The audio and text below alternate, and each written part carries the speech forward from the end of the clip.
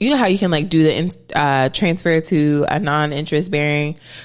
If it's that much more than your monthly income, you're going to have to stop living to be able to pay it all off in like 18 or 24 months, which is what they usually give you. You're going to have to hop from from card to card and keep taking advantage of different like no interest rates. Or transfer different portions of your balance to like at different times. That's going to take too much. And I don't want that. So if you got that much more than your monthly income, it's a no for me. What about you? That's real.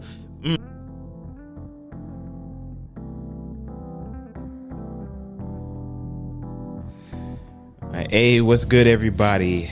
It's your boy Brandon, and I am joined once again. Give me a second here. I just gotta take it in.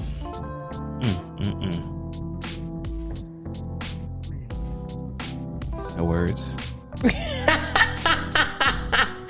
Hey, y'all, it's Ciandra. Welcome to another. Hold up a second. Let me take another second.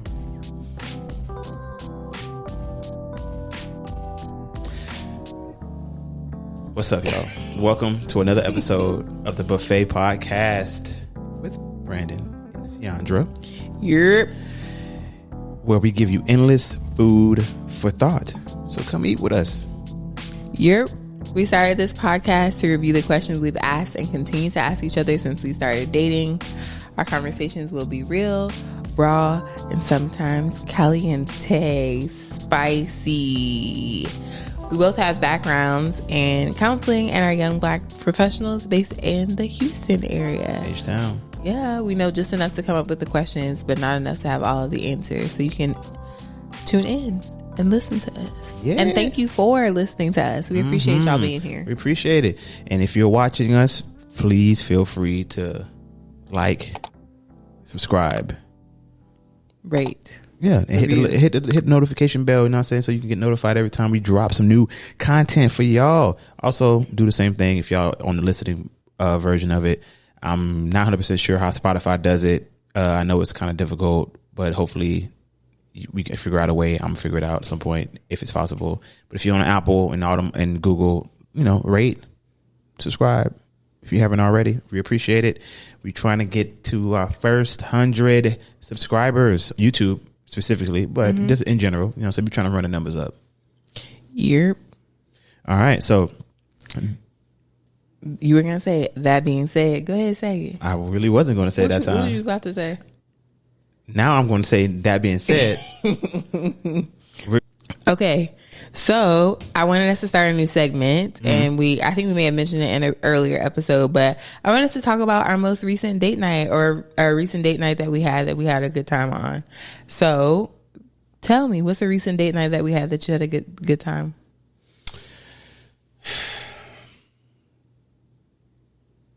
Does it have to be a date night specific, or can it be a time in which we were together? It has to be a date night. I want to give the people date night ideas, things that they could potentially do.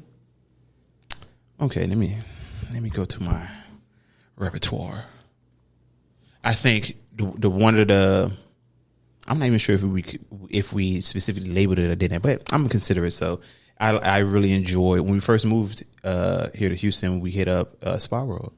Oh yeah, that's a date. Yeah, okay, it was a date day. Yeah, that was a date. Yeah, it was a date day, spa day, and we went there. We hung out for the first time.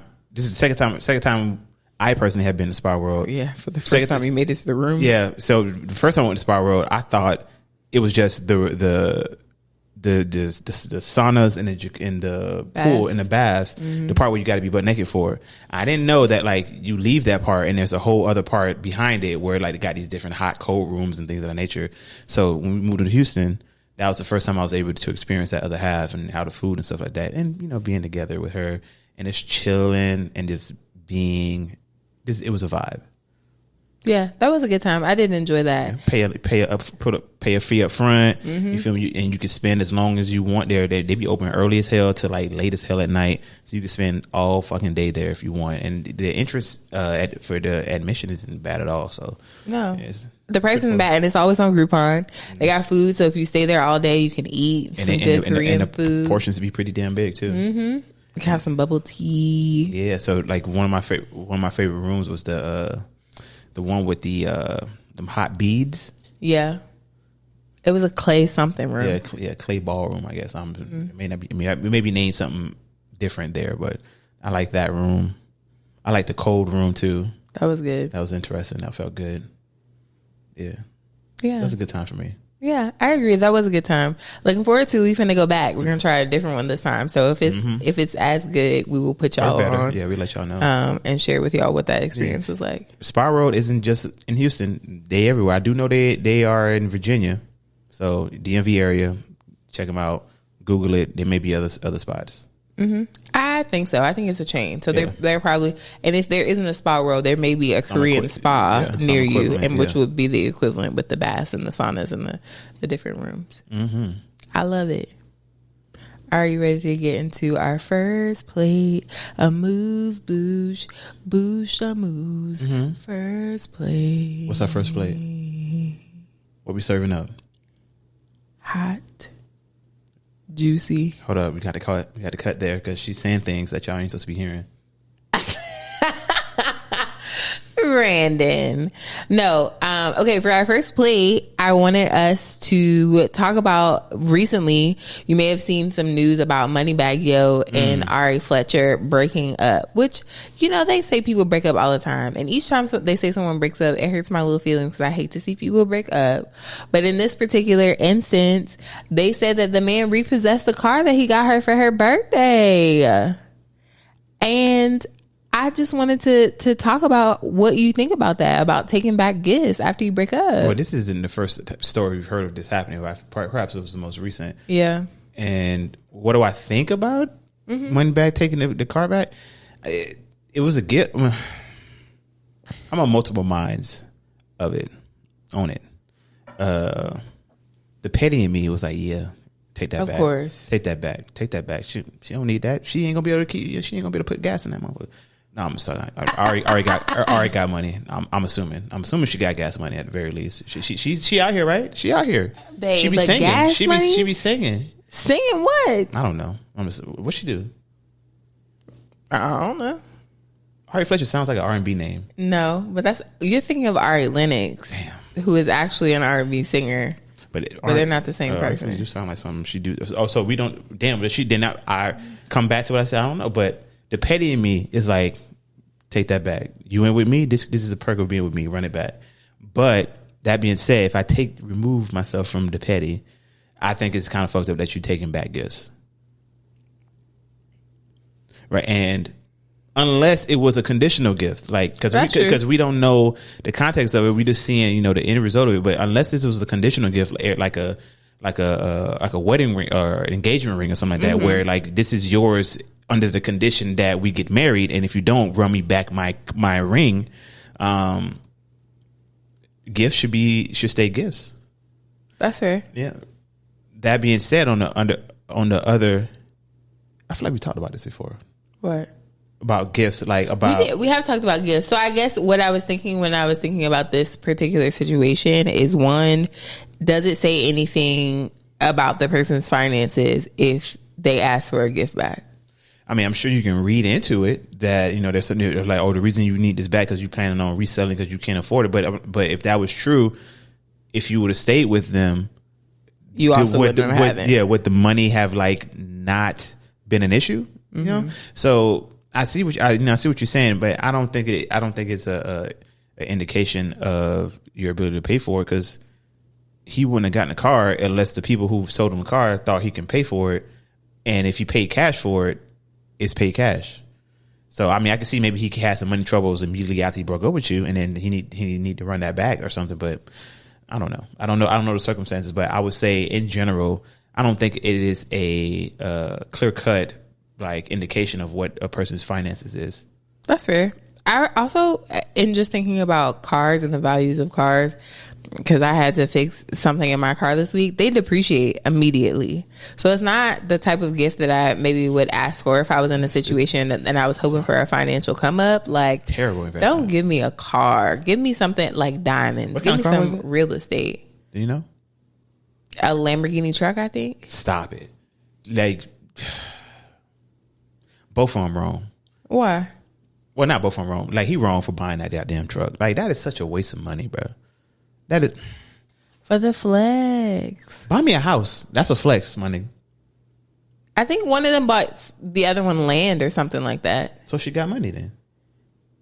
I didn't say. I never said. Okay. You said what did she do? Oh, okay. I said I don't know. That's true. Yeah. So yeah, that's just my personal opinion. Like, buying OD big ass car, like not big ass car, but like an expensive ass car like that, it's just a waste of money. And then, but I mean, that's the life they live in. Mm-hmm. Right? Yeah, maybe they're in a space where that's the thing that that's how they want to spend their money. I think you can spend your money in whatever way you want to. It just has to work for you and for that other person, right. Which I feel like is a great lead into our topic for today. Mm-hmm. Mm-hmm. This topic today is brought to you by moi. I'm the one who brought this up, but it's based off of a conversation in the chat that me and my boys was having. Shout out to Eric, Rob, Ro, what up? Hope y'all niggas is watching. And it was like about finances and relationships, and how and when do you bring up that topic? Because as we, or maybe you don't, but I would think most of us know that a lot of divorces, a lot of breakups and things is happened because of money. Mm-hmm. So that being said, when do we think it would be an appropriate time to bring that topic up in the sense of like disclosing, what kind of debt you may or may not be in? And when I say debt, I mean like student loans, personal credit cards, pretty much in any circumstance in which you owe somebody money. Mm-hmm. And then offshoot of that is just general financial conversation about what are your goals, what each other's goals are, either individually or together, and how we will reach them together. At what point in a relationship should that topic like be broached, do you think? That's a good question. I think, well, let me start before then. Mm-hmm. So if you're a person who's dating and you're concerned about or thinking about your lifestyle, you're often looking for a person who makes, if not the same amount, more than you. And are you speaking from a woman's perspective? Yeah. Okay, I just wanted to make sure. That's the only perspective I got. Oh, yeah. Yeah, you're looking for if you're thinking about lifestyle, you're looking for someone who makes the same amount as you, if not more than you, because that's going to be important because their finances will contribute to the lifestyle that you all will be able to have together. If they're making less than you, but want to join you in your lifestyle, that means that you're going to have to foot more of the bill for you to be able to maintain the lifestyle and bring them to that level, or you're going to have to adjust and like change your lifestyle to better have it be more relative to where that person is at financially. And so if you're looking at a person based off of, they tell you their job title and you make an assumption about how much they make, that may not be accurate if they have all of this debt. That's true. Right. And so, or if they continue to acquire debt, like their relationship with debt is just like, with money is atrocious. Yeah. Or like I can have debt and I'm just going to die with it. Like it doesn't, I'm not concerned about it. Yeah. My debt ends when I die with it.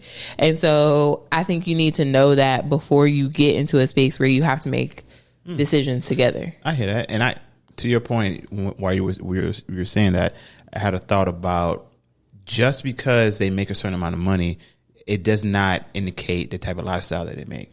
So like someone could be making six figures, but they live well below their means and they move real frugally. And even though they may have the money that you're looking for, the way they choose to live their life would preclude that. When like you make $100,000 and you want your partner to make $100,000 because you feel like they can take the flights that you like to take, they can stay in the 5-star hotels that you like to take in, but he cool, staying at the Holiday Inn, even though he makes that money. Mm-hmm. So like, even so, the money could be there, just the lifestyle may not match up. And I think that it has to happen when you're at a place where you're about to make financial decisions together. If we're going to move in together or we're going to purchase something together, maybe even if we go on vacation together, I need to know a little bit about your finances, know what you can afford, and I hear that. If you'll be able to afford the things that I want. That's true. I mean, I would think that would be a conversation, like just like budgeting. Like, what's our, like, you trying to go on a trip together first time? All right, what's our budget? And also, to communicate what is the expected contribution that each of us is making. So like if I'm coming to you say, hey, I want to go to this place, I guess the assumption could be made that I will be covering like the majority of that. Maybe you could be expected to just pay for your flight to get there or something like that. But if you're just planning something, if you are planning something for like a like together for like a couples trip, I would think that y'all would get together and then like come up with like a budget and the contribution that each of you is going to put into it. That being said, that is not the same conversation of just like, hey, this is what my dad looks like. This is just more getting an understanding of what I can afford. This is not how much I get paid. This is not how much money I got, or how much liquid I got, what kind of investments I got, that type of stuff like that. That's probably the first indication of like what kind of the money that they're working with is when you're trying to plan something or gift giving and things like that. You kind of get an idea of if not what kind of money they got, at least the kind of money that they are willing to spend. Yeah. And maybe even an indication of their money management system, right? Like there's people who are spenders and there's people who are savers. And I feel like sometimes you can figure that out relatively early on of like, oh, you don't be spending all crazy, or you try to be very like frugal with your money versus I like gifts and I'm going to buy you gifts. Out. Yeah, I'm going to do this and this is the way that I like to splurge. So I think that's a good indication early on and something important to know because it's going to help you navigate like the early stages of dating. I think you need to know the debt, liquid, stuff like that. I would say as you're getting closer to thinking about long term. So you're engaged, you're considering getting engaged. You need to have a full landscape of all of those particulars. Because again, once we're married, your money, my money, your name, my name, like a whole bunch more is intertwined legally. That's big facts. So yeah, I would agree to that. I wouldn't say that this is like information you need to know like definitely when you first start. It's not something you need to know when you become like officially like coupled. It's not necessarily something that would come up that needs to come up and within like the first 6 months or so. But I do think that when you start entering into like agreements where each of your names is on the line financially, so like you said, the like a lease or something like that, or that, like at that point, I think at the very least, I need to know that you make enough money to be able to cover your part of the rent. Yeah. If that's how, or whatever part that each of you is putting on it. Whatever way you're actually contributing to the household. I need to be able to know that. And around that time, I would think, which just for simplicity's sake, I say after a year. Just for simplicity's sake, say like after a year, you guys move in together. You move in together, and y'all sign a lease and stuff like that. Just doing the lease, you're going to, because you gotta disclose how much money you make. So I don't think that's out of the realm of possibility. It's a wild ass to know and disclose like how much money you make like per year. I agree with that. I don't think that's wild. I wonder for thinking about a time before you're in a serious relationship. It sounds like we agree that that's not necessarily a time to disclose. Like, it doesn't have to. You can. It's your relationship. You can do whatever the fuck you want. But I'm saying, I don't think it's necessary or needed at that point. Okay, you gonna let me? Yeah, sorry. Okay. So I'm just saying, babe, you cut me off. I know what you said. I listened to you. What I was trying to say, huh? They might not hear me. Boy, they listening too. What I was trying to say is, what should you be looking out for? If finances are important to you, like you want to be with someone who is able to manage their money, has a good idea of how to manage their money, and makes enough money, what should you be looking out for or paying attention to figure that out? That's a very good question. You can see it by the lifestyle that they lead. It can clue you into it. Sure, you like there's the worry of people like super capping and like living above their means and stuff like that.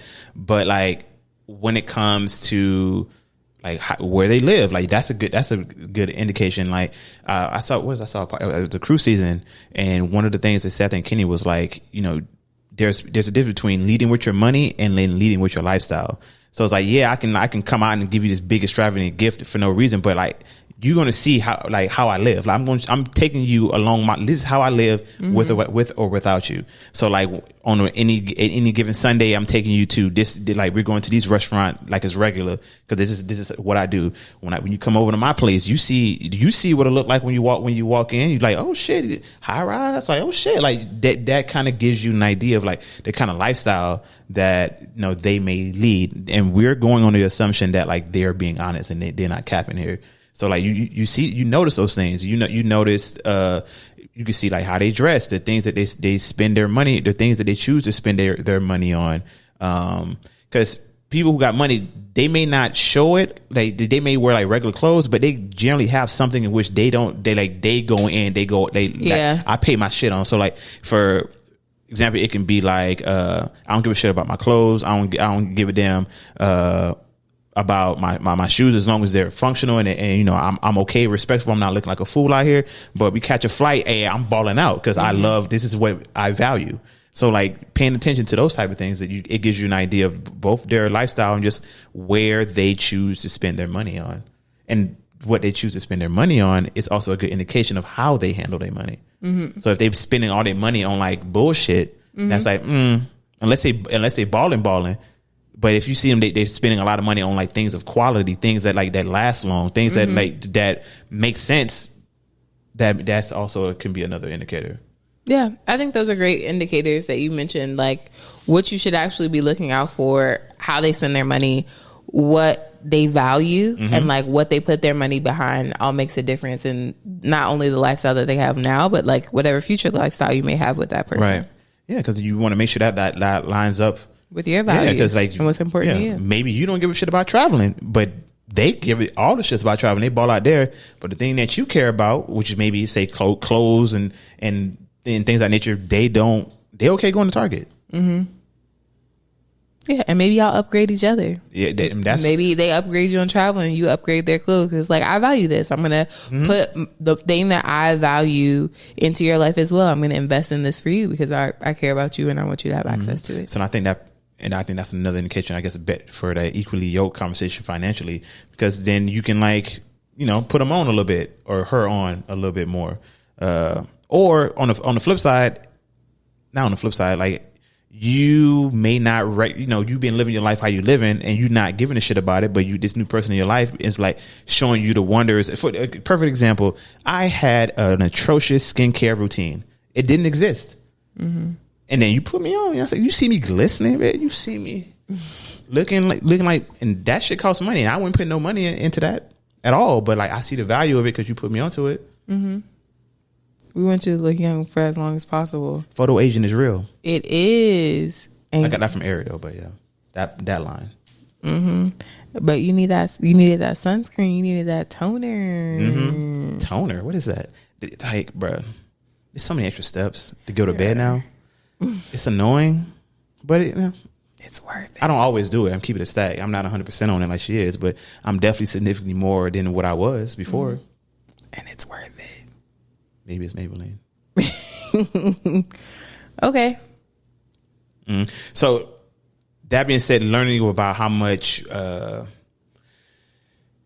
each of you gets paid and what the finances look like. What about like debt? 'Cause I feel like debt, that's something that low key is like a taboo subject. Like we don't really discuss that too much. That's not something we lead with. That's not something that I feel like that's something that is one of the last things that we disclose outside of like school debt, because at this point everybody in that shit. Yeah, and I was gonna say we kind of use that as like a look how much debt I am. Like, oh, $500,000 to the government for they ain't never finna see this money.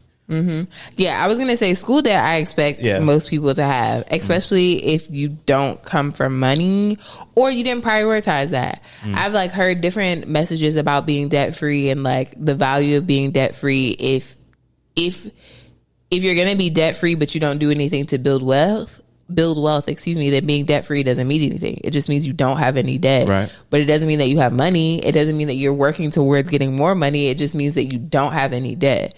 And so debt being debt free is important, but it isn't the primary indicator of whether or not you're managing your money well. Because you could be debt free and now you have additional disposable income and you're disposing. You're not doing anything. You're not doing anything with it. So I would assume that most people have college debt, school debt, based off of just the world that we're in. But if they had personal debt, I think it would depend on how much personal debt they were in. If they had like credit card debt, they had utility debt, they had like anything like that that could have an impact on a joint financial decision. Like you got wild debt and now we can't buy a house. Yeah, that's or real. Your credit score is crazy and now we can't do anything because of that. Credit scores. Yeah. That's very important to know. That's something you want to.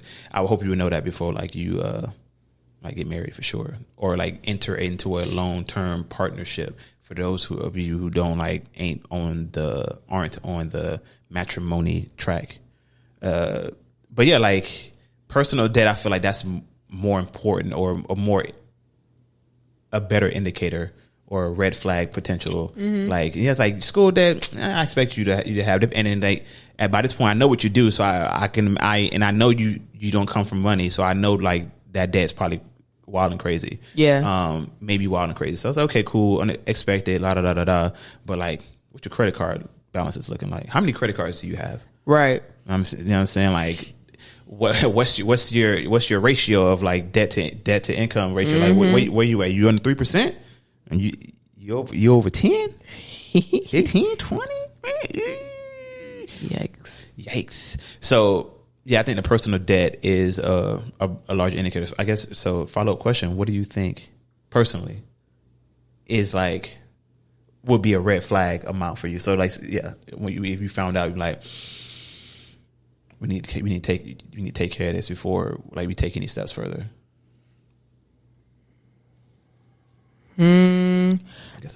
I would say anything more than like 2 to 3 times your monthly income,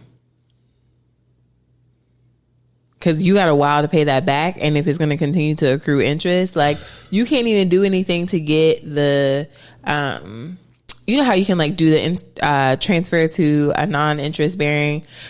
If it's that much more than your monthly income, you're going to have to stop living to be able to pay it all off in like 18 or 24 months, which is what they usually give you. You're going to have to hop from from card to card and keep taking advantage of different like no interest rates. Or transfer different portions of your balance to like at different times. Yeah, that's gonna take too much. Yeah, and I don't want that. So if you got that much more than your monthly income, it's a no for me. What about you? That's real.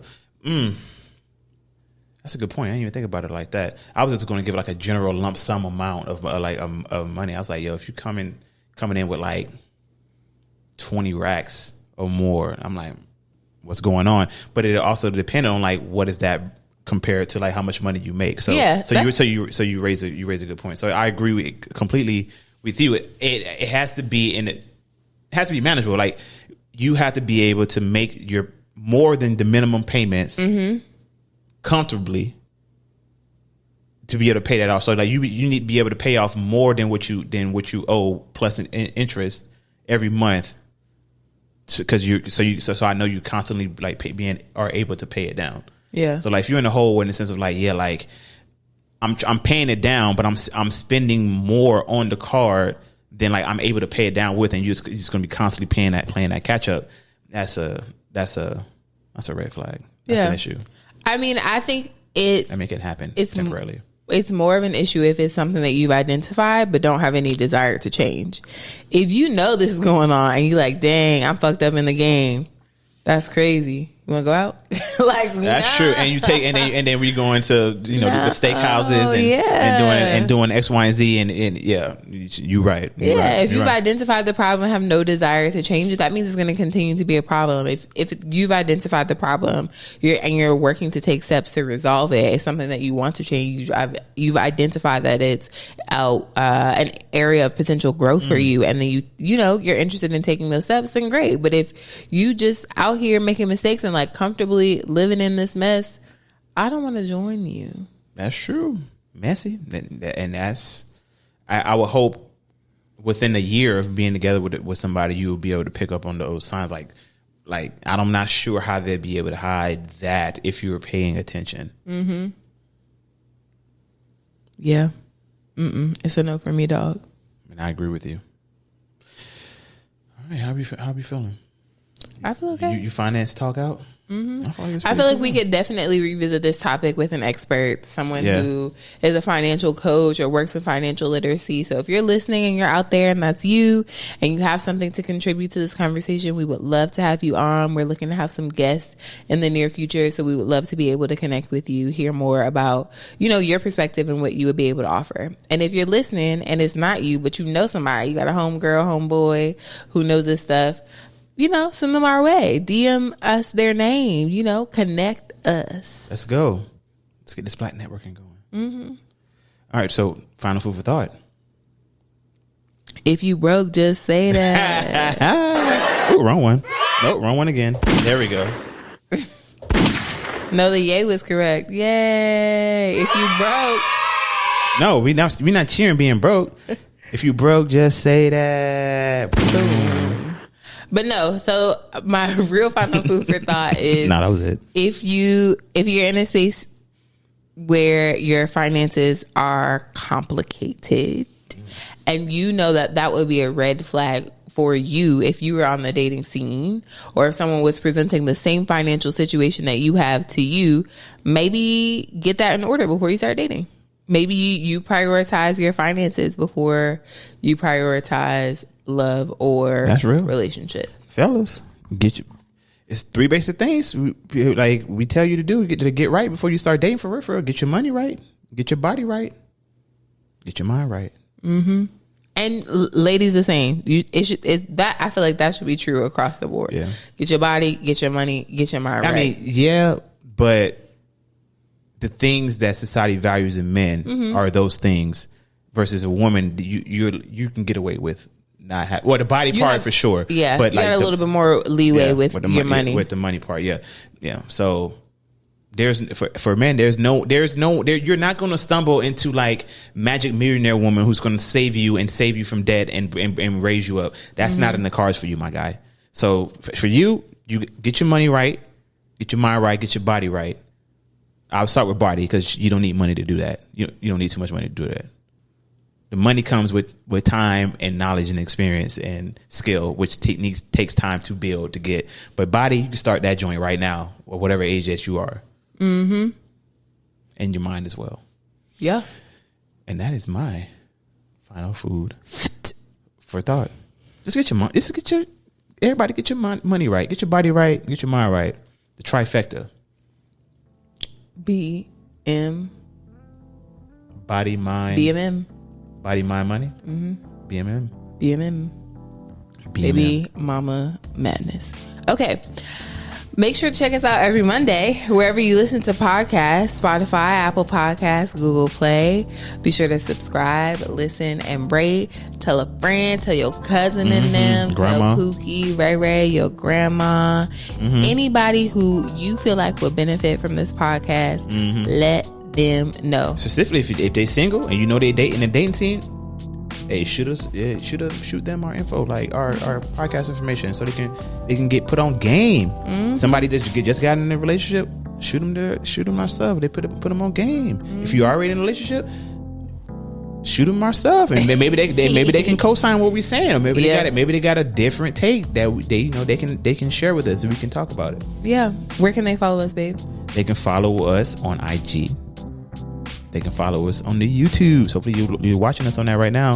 Go ahead, hit that subscribe, hit that thumbs up. Appreciate you. You know what I'm saying? You can find us on, was it the email? The buffet pod at gmail.com. The IG is the buffet pod. We on Twitter as well, the buffet pod. We're on TikTok. Buffet pod with Brandan and Ciandra. I'm sure you're noticing a pattern here. Yeah. Thanks for listening, learning, and laughing with us. We'll see y'all next time. Hey, peace.